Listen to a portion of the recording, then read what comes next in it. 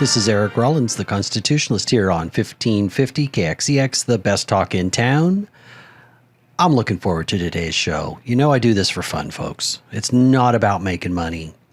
It's a chance to discuss real issues with real people, the possibility of connecting with an audience. Hopefully I have something to say. I'm going to be joined soon, but because of logistics, my guest is going to be a little late. I'm going to be interviewing Javier Lopez. He is running for Congressional District 13 here in California. So that's Central Valley, kind of North Fresno, all the way up to South Modesto, pretty much running along that 99 corridor. And then in Fresno County and in Madera County, it shoots off to the west towards I-5. Anyway, he'll be joining me soon. But first, I'm going to deal with some just California issues. Since I'm going to be interviewing a guy running for a California job at a national level, a congressional candidate, I thought California issues were the right thing to deal with. Mostly when we talk about the train to nowhere, the bullet train. It's all bad news. Like, we've got nothing for our money. And to be fair, the only things we've gotten is some overpasses that wouldn't have been built that have a little bit of value. We've had a lot of farmers have to give up their land. In some cases, that train to nowhere, which we have not laid a single foot of track down for, separated a farmer's property, and he would have to go a couple miles around just to access the other side of his property. Well, I think that changes property values quite significantly. Makes it much harder to farm. So, again, mostly we hear about the billions of dollars in overruns on budget, how they promised us one price, it started somewhere around 80 billion and now it's somewhere around 130 billion. It started before Newsom, as is typical of Lord Gavin Newsom, long may he reign. He was against the bullet train before he was before the bullet train, because, he needs to be on every side of an issue whenever possible. Once he figures out how he can manipulate the system, gain the most power from the position he takes. Not a way of looking at it through do the right thing or the sensible common sense thing, but how can he get the most money or power? That's really typical of Gavin Newsom. So, some good news.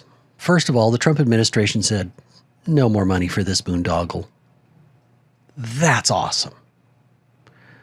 Now, the federal government was, as is the case for almost all large transportation projects, very much involved and pays a large percentage of whatever transportation project it is. That's kind of normal. That's not like something weird. That's normal. And the Trump administration went, you've gone over budget. You've shown almost zero success. Again, not a single foot of track. If we at least had a little short piece of track, we could put up a ride or something. Ride Gavin's train to nowhere. It'd take you down half a mile and turn around and take you back. You'd go nowhere to nowhere. That would seem appropriate. Another place that there's a lot of hope on this high-speed rail. Now, I don't mean hoping that it's going to get done, because I don't think it's going to get done. It's maybe the bleeding will stop. Our state is in severe debt. Remember during COVID, during those lockdowns, when Lord Newsom, long may he reign, decided that we needed to be locked down longer than anybody. We needed to keep our schools closed more than anybody, and we couldn't go to church. And then that jerk had the nerve to tell us, oh no, and you can't sing in church once we finally got back in church. But strip clubs remained open because that was a priority for him. That's crazy. So the federal government went, well, not only do we not want to keep wasting money here, but we're going to Doge the bullet train. In other words, they're going to come in and they're going to audit what's going on and try to figure out where the money's going. I think what we're going to find is that Gavin's friends and buddies, well, they got paid off. That's thoroughly what I'm expecting, but we'll see what actually happens.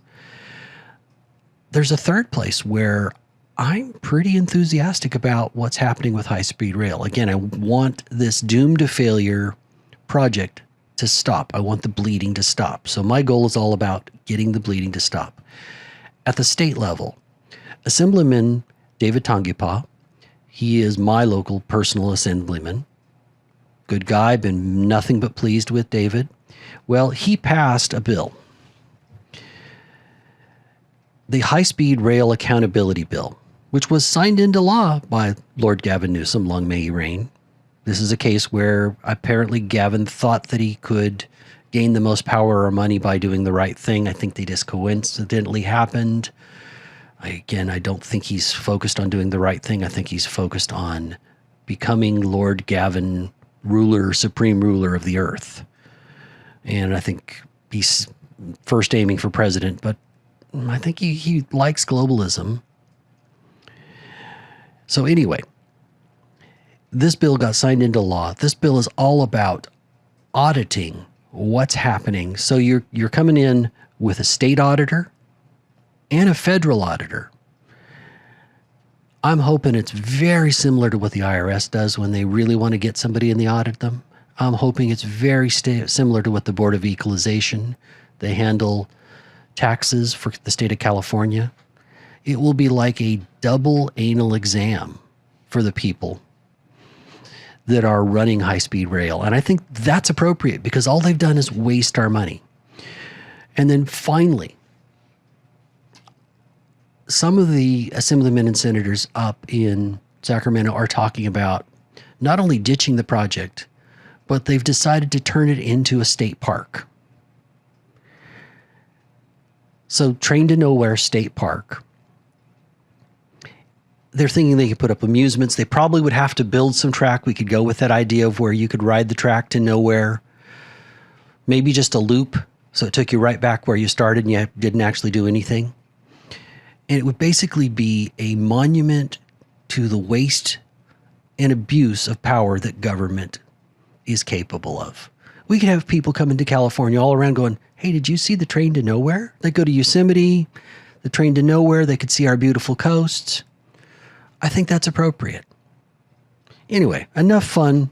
There are some now positives about the Train to Nowhere because I think the bleeding just might stop. I've got another place where California's not doing so well. The Democrats up in Sacramento seem to have lost their ever-loving minds. In response to the fact that ICE is deporting illegals, they wrote a very general bill called AB 495. And yes, for my out-of-state listeners, that means Assembly Bill 495, and California is as crazy as I'm about to discuss. This one hasn't made it all the way through, but there's a good chance that it will. So really what it does is it enables anybody that's up to no good, though they could be somebody legitimate. Let's say the intent was if a parent was deported, they need somebody to step in and take care of their kid. So they're deported through ICE, and then with just filling out a form, somebody can come in and all of a sudden, with no background check, they don't have to show ID, they don't have to prove citizenship, there's no oversight at all from any governing body, they don't get fingerprints, there's no site inspection, there's no court oversight. All of a sudden, this new person who just fills out this form makes education and medical decisions for that kid. Now, here's where the system could easily be abused, because let's face it, I'm right in one of the hubs for human trafficking. Right here in Central California. I'm sad to say that, and it needs to be shut down. But if somebody showed up and they knew the kid's name and they had the form filled out, even if that kid had two normal parents that normally took care of things, the school district is not supposed to let the regular parents know this is all of a sudden the new guardian. Well, if that person now makes all education decisions and all medical decisions, they can just take off with that kid. This makes it really easy Now, what if you had a troubled teen that maybe didn't like their parents? Well, if their boyfriend was over 18, and they were under, like a pedophile kind of situation where you're abusing minors, they could have that person because there's, again, no oversight. That's how short-sighted and how little common sense there is up in Sacramento. The good news is we've defeated this kind of crazy bill here in California before. And so I'm going to also now tell you, well, I hope this doesn't all happen. But again, it's going to allow somebody to fill out a form, never show ID, take custody of a kid, now have both education and medical control of the kid, and there's no oversight. So anybody that's got a kid needs to be worried about this because the school is not supposed to inform the parents. Not supposed to, according to the bill. So this one needs to be stopped. But California Democrats, the one-party corrupt rule, very much tried to do a similar thing. They decided that, well, they really don't want prostitution to be anything but a misdemeanor. And they decided that they should include 16 and 17-year-olds as just a misdemeanor, even though the person buying them would be overage, meaning over 18. And they didn't want that to be a felony. And the Republicans went to social media because, let's face it, this is a Republican Democrat state. There's really almost nobody holding any other office at a statewide level. And the Republicans are vastly outnumbered. But we had enough of a fit, and we got that bill shut down. So in other words, there are moments of hope. Another moment of hope, and this one I'm excited about. We have a ballot initiative process. Largely, I think California has this because we have legislators that can't get things done. This is a way to override what's happening with the legislative process. That they take an issue to the voters and essentially write a law through the voters. This is the voter ID ballot initiative. Don't know what number it's going to get. It is soon to be out in mid-October, so you can sign actual legal petition. But at this point, you can go to voteridcalifornia.com. You can also go to Reform California, which is Carl DeMaio's group, and find it there. When you sign up online, it doesn't count as if you've actually signed the petition, but it gives them a list of people that they now can mail the petition to. Because if you're willing to do that and give them an email and get updates on what's happening with this bill, then they know that you're very likely to sign it. So this is a way to, before the actual hard signatures are happening, get information from people. So the ballot ID initiative really leaves me excited. I'm going to leave it at it's got 3 elements. One is proof of citizenship. The other is voter ID is required when you vote in person. And the third one is counties are required to clean up the voter rolls. I really hope this initiative passes because it is an opportunity for us to clean up what's happening with our voting system. Now, I am happy to say I am now joined by congressional candidate for District 13, Javier Lopez. Welcome. Welcome, everyone. Okay, so I got to talk for just a minute because we got a small technical difficulty. I got to meet this gentleman up at the Merced Lincoln Reagan dinner, and I'm kind of excited. I believe that we need some common sense come into that district, and I believe that this man can provide that common sense. We ready to roll, Phil? Okay. You are on screen. Can we get a mic check? Okay, we're good to go. All right, welcome. Thank you very much for this opportunity to be here today. Oh, no, glad. I was happy to coordinate with Molly because I know you're speaking at the CRA later tonight. I will be there as soon as we're done here. Great. Why'd you choose to run? Well, we talked a little bit about it last time, right? Right. I think that was the first opportunity that you had to meet me. I had just won my mayoral race in city of Ceres. So that's the north end of your district. Yes, that's correct. And I got a phone call. I won't say who. They had asked me to run because they were not running. And of course, being the kind of person that I am, I told myself, if there is someone who would take on this task, why not me? So I went ahead and threw my hat in the race.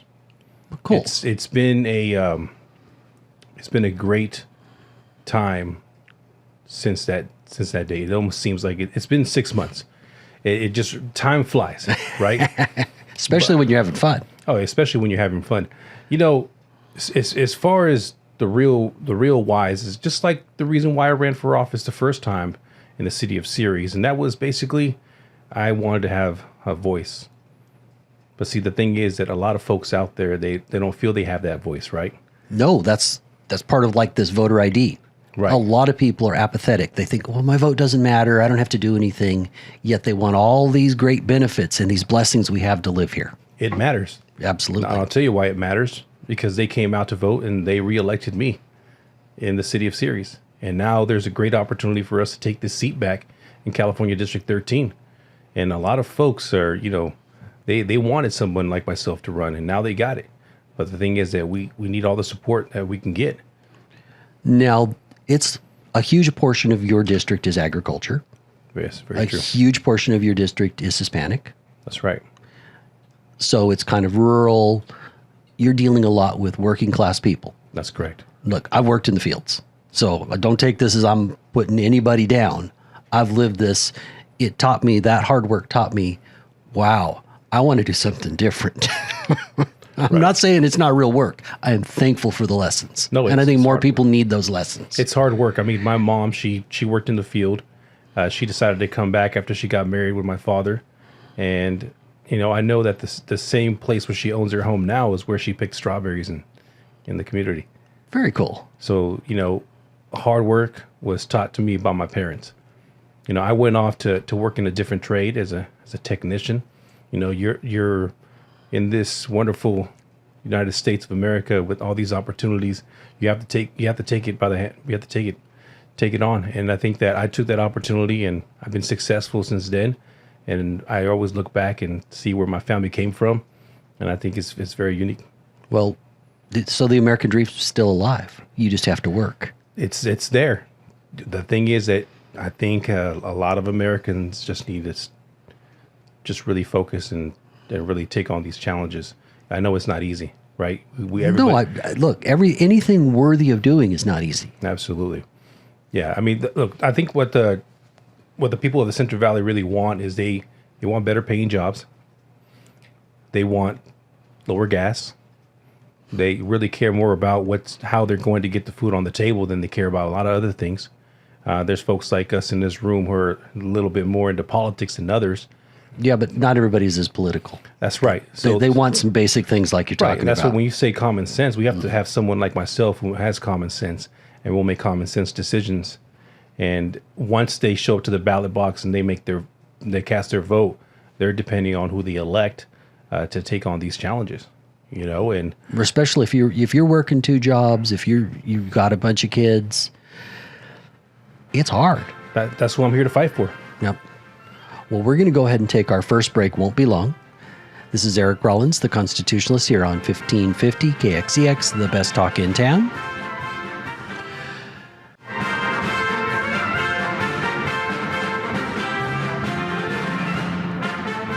This is Eric Rollins, the Constitutionalist, here on 1550 KXEX, the best talk in town. I am joined by California congressional candidate, right here in the Central Valley, District 13. He's trying to take over from Adam Gray and do a better job.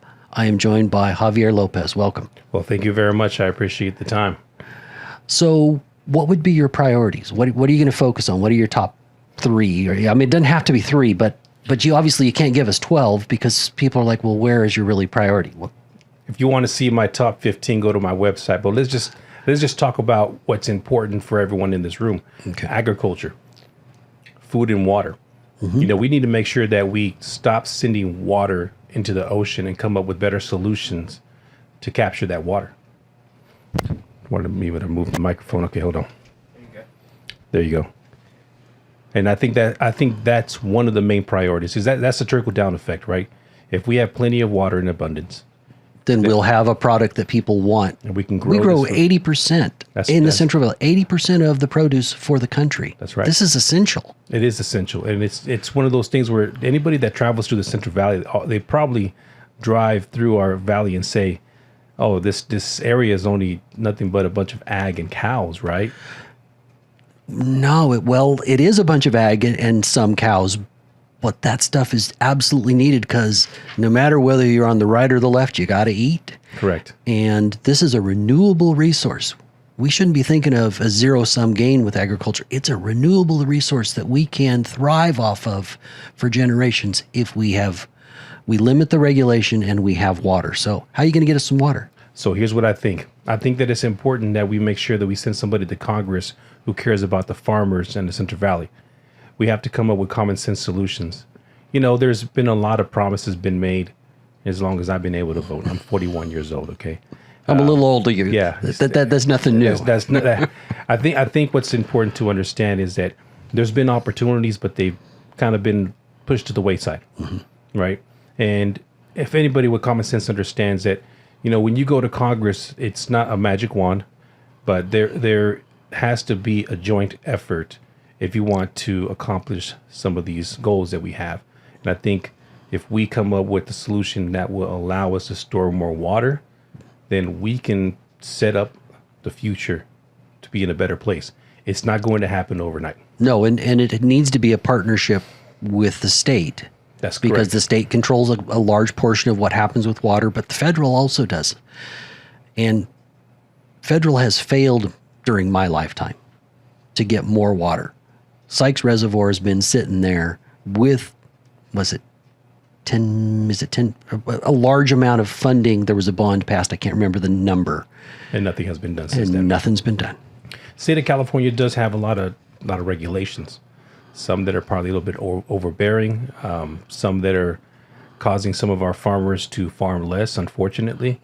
I won't get into too many details, but you know, if anybody from the state is listening right now and they hear someone like me talking about how we can best come up with a solution, it's going to have to be a coordinated plan. I'm here to support, but we have to have somebody who's willing to do the work, and I think I'm that person. So obviously water, Yes, important. water. Yes. And again, go ahead and give your website. We'll come back to this, but I want to give it now so that if they don't catch it this time, they'll get it at the end. But It'll be JavierForCongress.com. okay, and any social medias handles? Absolutely. Just like you see it there on the website, you can see me on Instagram, Facebook, and also X. Same thing, Javier for Congress. Okay. Yes. Well, I've listened to a lot of it on Instagram and always try to like because I'm enthusiastic. You'll see that my social media platform is very active. I have no problem being in front of the camera, especially talking about topics that everybody really cares about. Yeah. So you asked me what are some other priorities. You know, just like as a local mayor, as someone like who is a local mayor, will be supporting local elected officials, and a lot of the things that we need to really focus on is law enforcement.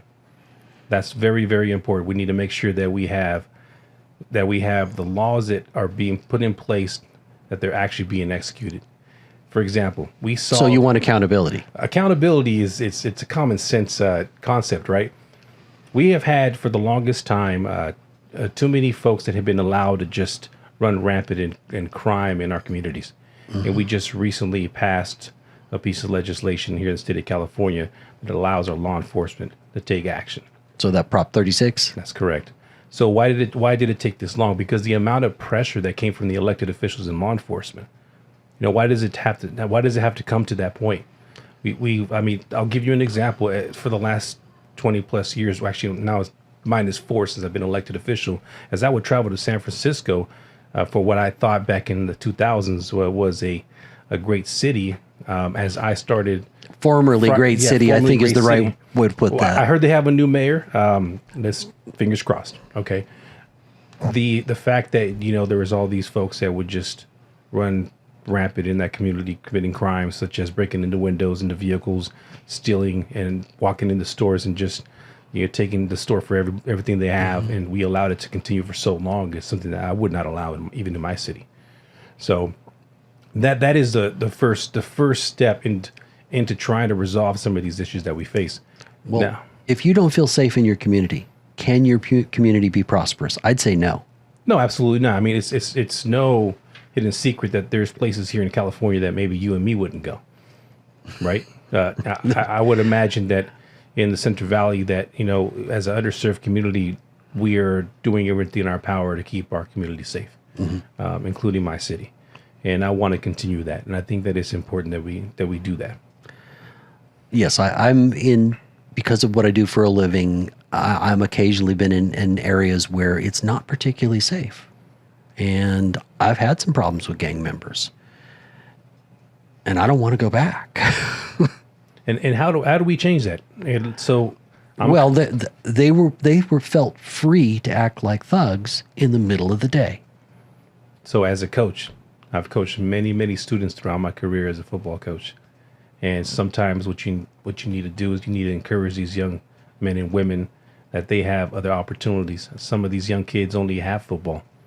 And in the essence of trying to build their character, we can start building a new generation of young kids who want to be successful. So we have to change the culture. But you have to find something that they connect with. Football, it could be any number of things, but football is a good one because it teaches discipline. It teaches discipline. Yes, it does. And teamwork. And teamwork, absolutely. If for example, and I know we're kind of getting sidetracked, but if you were to apply to a job and the supervisor seen that you were a former athlete or current athlete, they're gonna see your references. They're gonna call the coaches and they're gonna ask the question: Was this guy? Yeah, what'd this guy do? Yeah, is this young man or young woman coachable? And I think that we need to have more of that. Have more of that in order to change the culture of what we see in our community. To the underserved community, they need more opportunities. Not a handout, they just need more opportunities. And if you're living in a community where you're afraid to go out at night or the crime is high, then you either you need to get out of that community, or you need to do everything in your power and get together with everybody and try to build that community back. See, I'm blessed and I live in Clovis. I feel very safe in Clovis. I'm referring to our sister city where it's not quite so good in some areas. So Fresno. And they're overwhelmed. What's the population of Fresno right now? Close to 800,000. Clovis is about 120, and then the rest of the county gets us to about 1,200,000, right close to that. I'm close. I'm slightly off, but I'm close. There's a lot of people out there.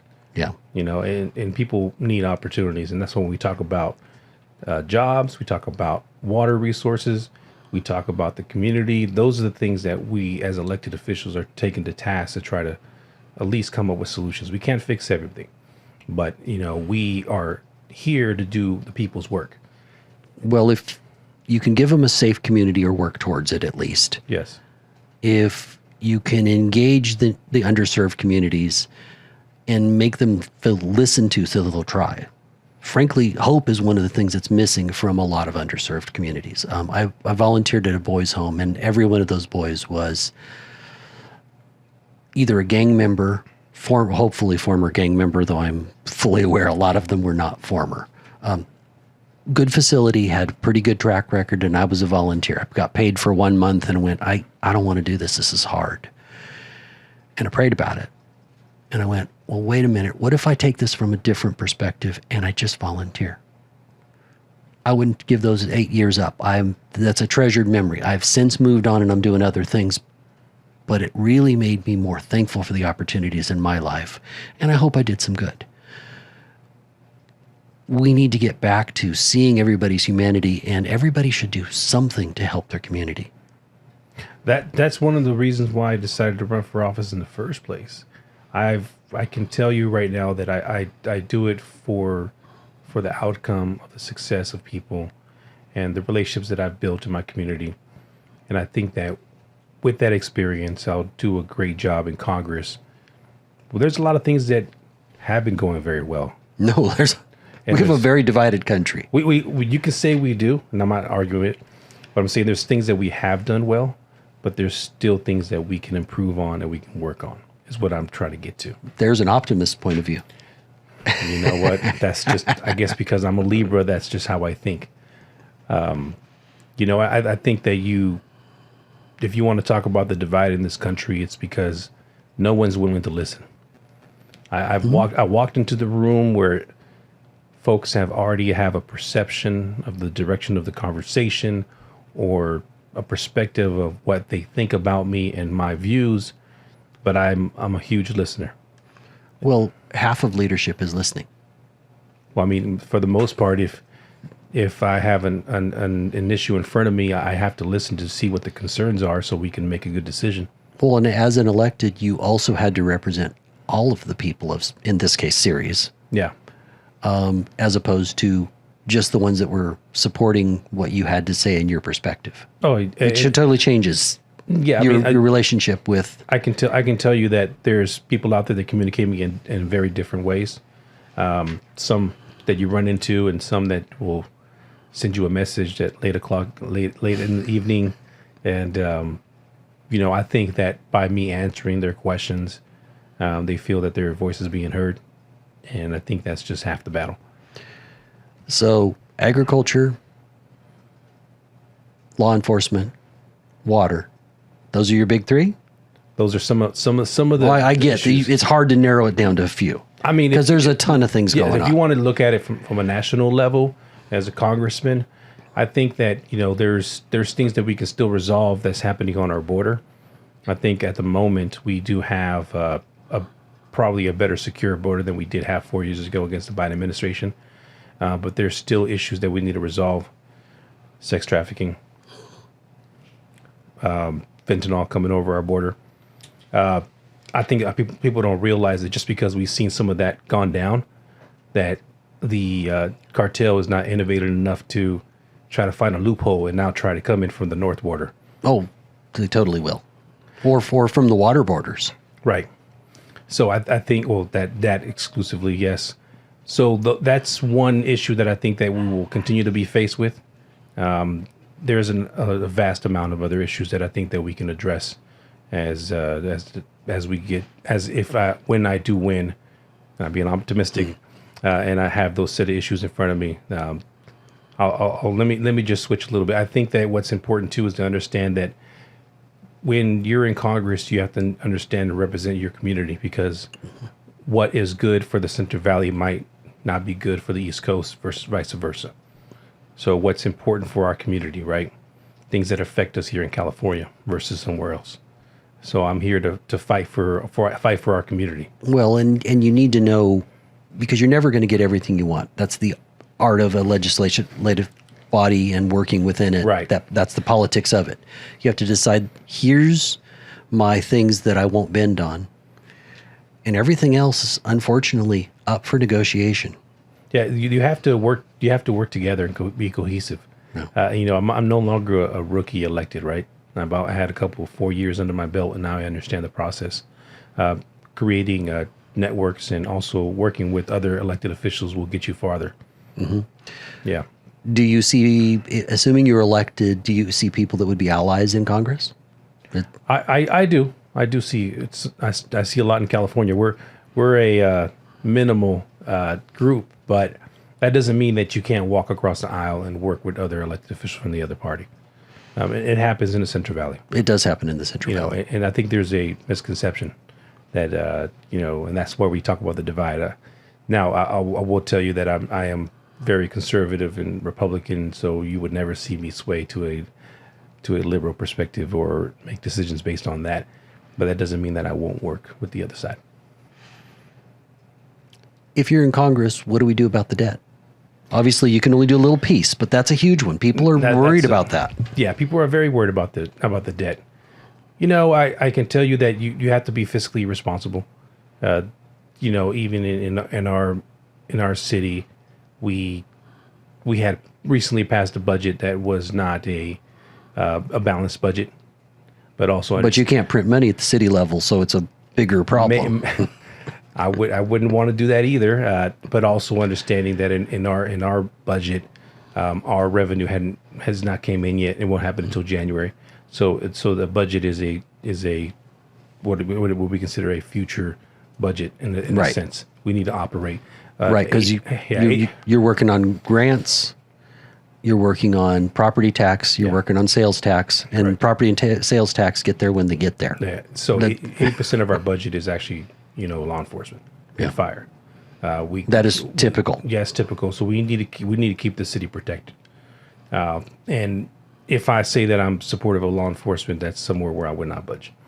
Okay. When you get to Congress and you see that we have obviously a huge debt, it's going to take the entire house in order for us to continue to move. I mean, I think that what I will do is make sure that I go over every single line item, just as I do currently.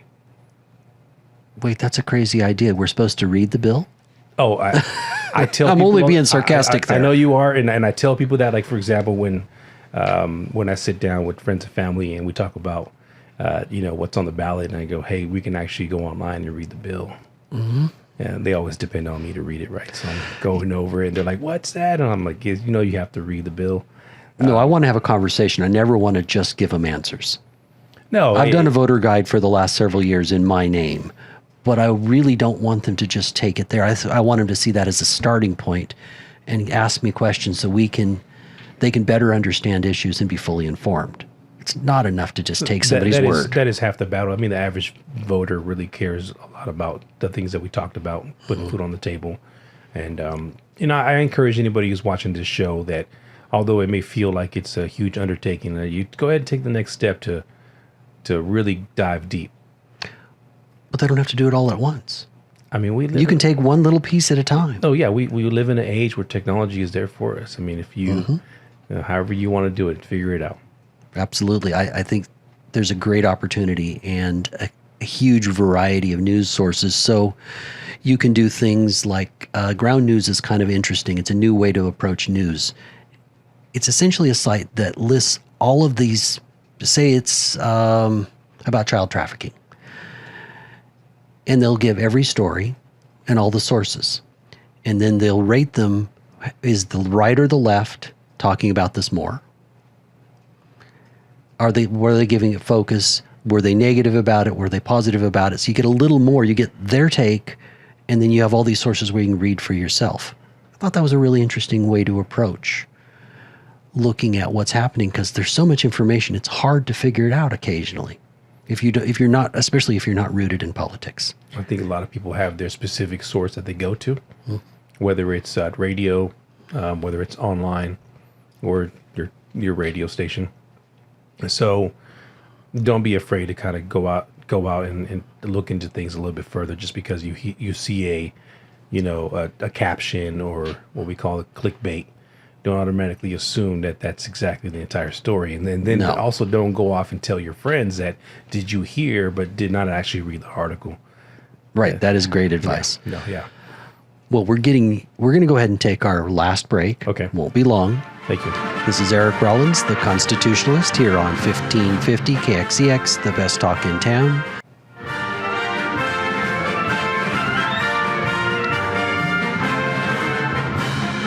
This is Eric Rollins, the Constitutionalist, here on 1550 KXEX, the best talk in town. I am joined by California congressional candidate for District 13, Javier Lopez. It's right in the heart of the Central Valley. The top end of the district starts in Modesto. Fresno to all the way up here to Lathrop. Well, we're opposite. I'm working my way from the north down. It swings out towards 5 when you get into Fresno County, but it avoids most of the city of Fresno. Right. It is essentially from about Highway 41 west. It covers that part of Madera County, right. All of Merced County. I get it pretty close? Yeah, all the way to up into where I live in Ceres. Well, actually, Lathrop. Okay. Lathrop is just above Ceres, right? Yeah, a little bit further, maybe about 20, 30 minutes, roughly. Oh, it's that far. Okay. Yeah. Well, when here in California, we experienced what I thought was COVID tyranny. And I thought that the Constitution, in a lot of ways, was ignored at the state level. What would you have done different? I'll tell you And what did your city do different during COVID? So here's what I'll tell you. So I don't know if a lot of folks know this, but I was actually elected during COVID.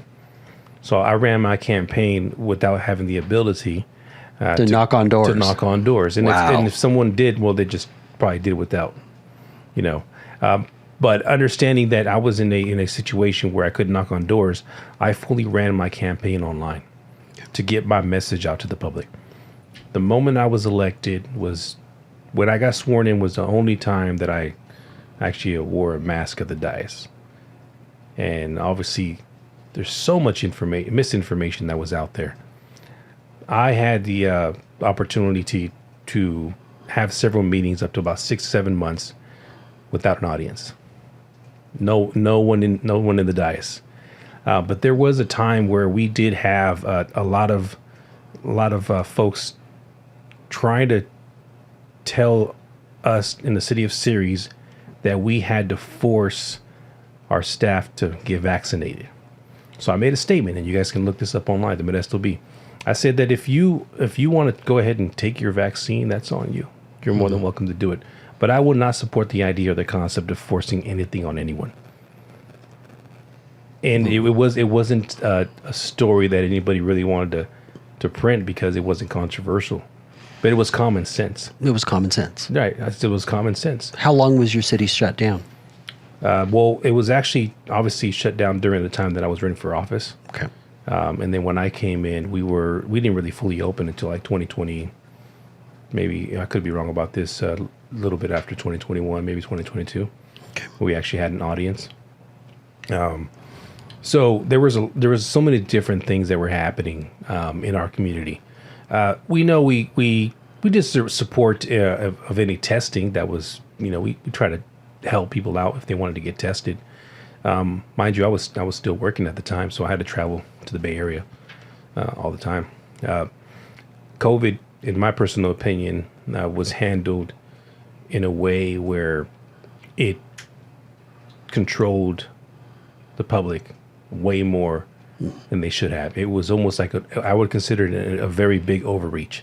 Well, I consider all 5 aspects of the First Amendment were trampled on. Oh, especially in California. I mean, there was other states that weren't even doing this. Right. So we were blindfolded. We were led to believe that every other state was doing the same thing. And then come to find out that some of the things that they told us weren't actually true.